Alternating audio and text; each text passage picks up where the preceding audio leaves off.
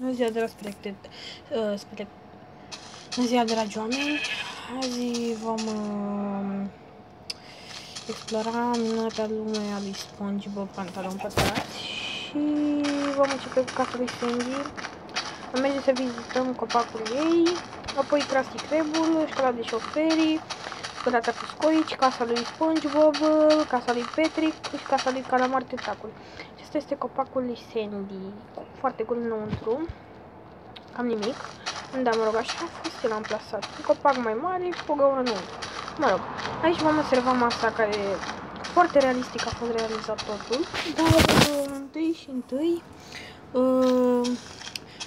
după ce am terminat acum cu această construcție a mapei, adică casa lui Sandy, vom trece la casa lui SpongeBob, casa lui Calamar Tentacule și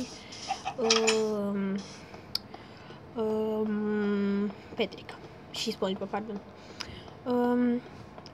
Întâi vom începe cu cele două, adică casa lui doamnei Puff. Este o casa lui SpongeBob cu o bucătărie foarte realistică, un televizor tot așa.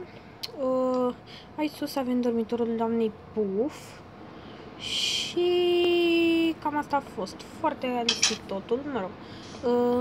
Vom merge acum la casa domnului Krabs.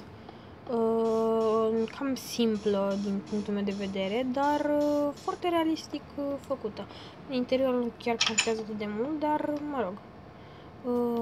Aici este camera Perlei și aici este camera domnului Krabs. Așa. În continuare vom merge la casa lui SpongeBob. Da, foarte realistic făcută pe afară. Înăuntru avem o mică bucătărie amplasată aici, canapeaua și televizorul lui SpongeBob și la etaj avem dormitorul lui SpongeBob. Așa. În continuare vom merge la casa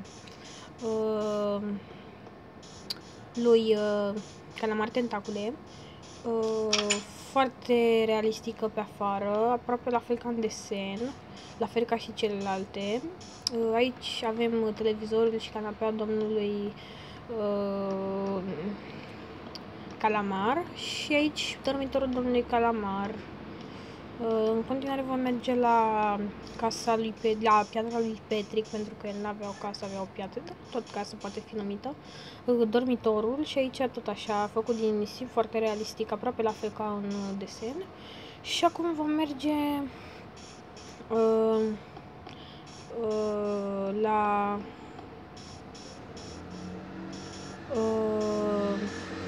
școala de șoferi, găleata cu scoici și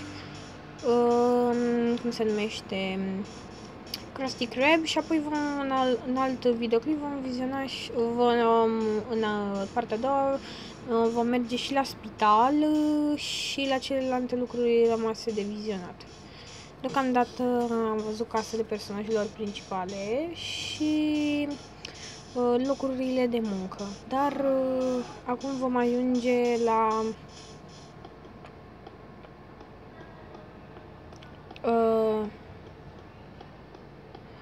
școala de șoferi a lui SpongeBob Pantaloni Pătrați. Aici este școala de șoferi a lui SpongeBob Pantaloni Pătrați. Foarte bine amplasată, foarte realistic din punctul meu de vedere. Acestea sunt bărcile, acolo este farul, în care îl vom vedea în alt videoclip, dar de fapt pot să vi-l arăt acolo, că nu e mare chestie. Dar vreau să vă spun că înăuntru în el nu puteți să ajungeți până să vedeți tot orașul, deoarece el nu este decât jumate făcut din el, deci nu se poate. Acum vom merge la găleata cu scoici și Krusty Krab.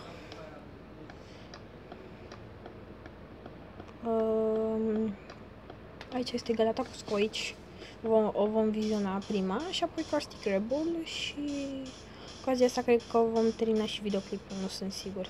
Dar haideți să mergem în găleata cu scoici, foarte realistic că înăuntru, da, tot ce este. Da, aici este laboratorul lui Calam, ăsta, Gângăniece, am un lapsus, nu știu numele. Vom merge acum, nu vom merge acum la Krusty Krab, deja suntem înăuntru, foarte realistică, aproape la fel. Bucătăria lui SpongeBob, și, locul, casa lui domnului Tentacule și biroul domnului Krabs. Hai să vedem și toaletele și cu asta cred că vom termina acest videoclip. Da, acestea sunt toaletele, toate 3 și putem să vizionăm, dacă doriți, acum în videoclipul ăsta și nu în partea a doua, spitalul și clinica. Deci da, vom face și chestia asta acum, vom viziona și spitalul și clinica. Haideți să mergem, cred că sunt aproape, nu foarte departe.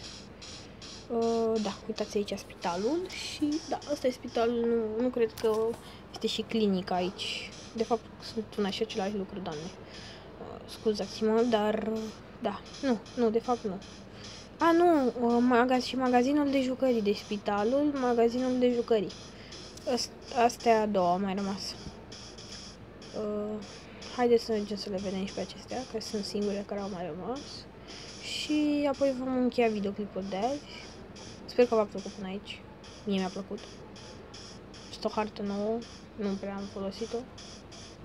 Acesta este magazinul de jucării și arată înăuntru, la fel ca și în episodul 201. La fel. Și acum vom viziona și spitalul, unde a fost internat și cum se numește, domnul Pantalon Pătrați. Așa arată spitalul înăuntru. Aici sunt camerele de spital, vă voi arăta una ca să vă convingeți. Deci aici este salon unde se gătește, aici niște băi, sus tot așa, același lucru. Deci asta este tot pentru astăzi, eu sper că v-a plăcut și ne vom vedea data viitoare la un episod din Minecraft, tot așa. Eu sper că v-a plăcut și ne vom vedea data viitoare. La revedere!